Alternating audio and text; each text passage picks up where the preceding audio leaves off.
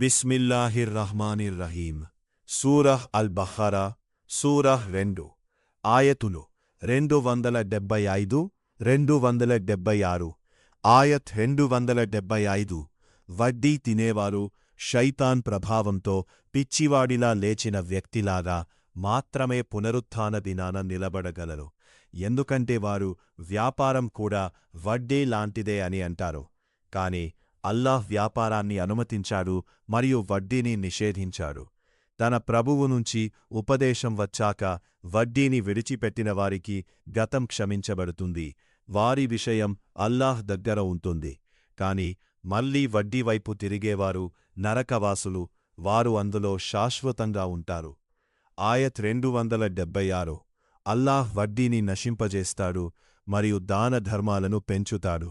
అల్లాహ్ అవిశ్వాసులను మరియు పాపులను ఇష్టపడడు. ఓ ప్రజలారా, హలాల్ మార్గంలో సంపాదించిన ధనం శాంతి మరియు ఆశీర్వాదాలని తెస్తుంది. వడ్డీ మాత్రం జీవితంలోని బరకత్ను తొలగిస్తుంది. అల్లాహ్ నిజాయితీని, న్యాయాన్ని మరియు దాన ధర్మాలను ప్రేమిస్తాడు. హలాల్ సంపాదనను ఎంచుకోండి. అవసరమైన వారికి సహాయం చేయండి మరియు నిజమైన విజయం అల్లాహ్ నుంచే వస్తుందని విశ్వసించండి.